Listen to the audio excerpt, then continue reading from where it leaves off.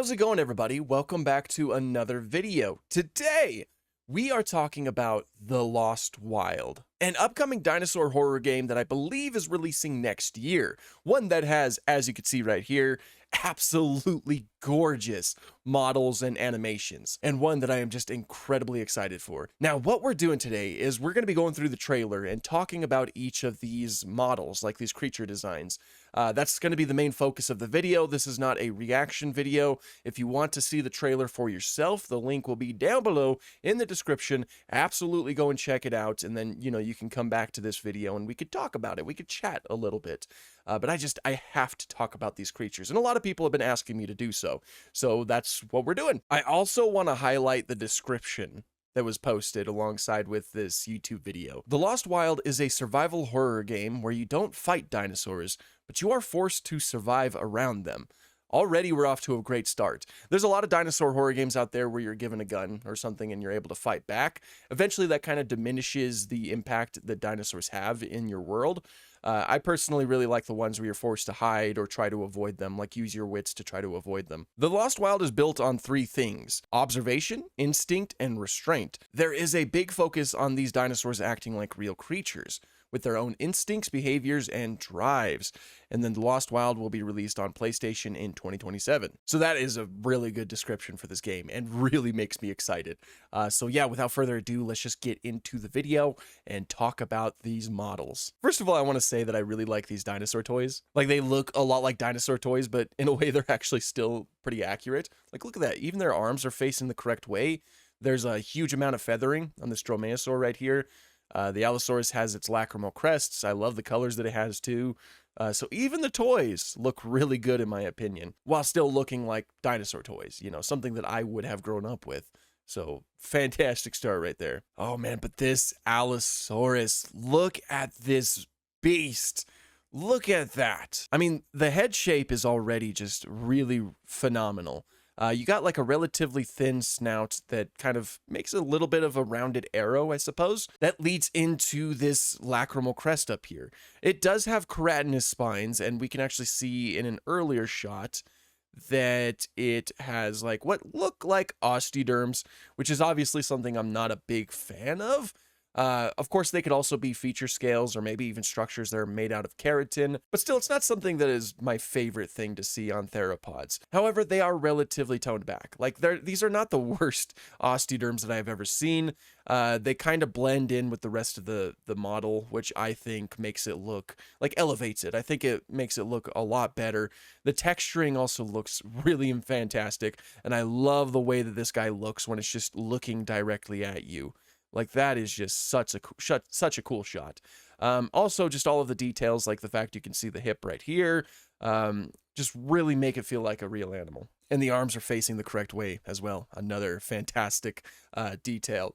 I'm telling you guys, it might actually just be the year of the Allosaurus. What with this and the end of Oak Street and the dinosaurs and prehistoric kingdom, I might just have to make it the year of the Allosaurus. Or maybe I'll just make it the year of the Morrison, because there's like a lot of Stegosaurus media coming out too.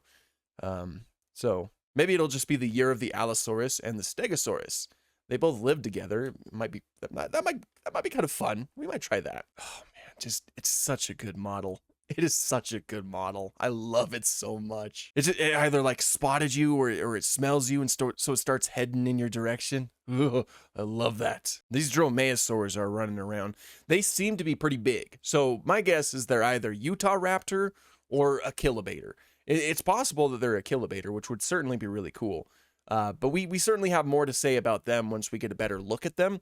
Their models also just look perfect. Let me just tell you. Nothing's perfect, but these Dromaeosaurs, these designs, they're pretty close. Look at look at them. Like, already just the silhouette speaks volumes. And this, we get a good look at the model right here. It's got like little tufts of feathers like that are poking up around the eyes, which is a nice little I guess display feature, you can say it is, I suppose. It has a certain amount of bulk to it. This certainly reminds me of like the larger Dromaeosaurs, like the aforementioned Utah Raptor or Kilobator. The coverage of these feathers also just looks really phenomenal, so to speak. Like, the bulk that they have really complements these feathers. You can see the shine in the light, like the texturing on the feathers looks really good. And the arm is basically completely covered in feathers, which is correct. It also has a tail fan back here. Everything looks amazing. Ooh, it's so cool. It's huge. I'm telling you, it's huge. I would be very surprised if that wasn't Utah Raptor or a Kilobator. With that motion blur, it's difficult to get a good look at it. But yeah, that's a pretty close look.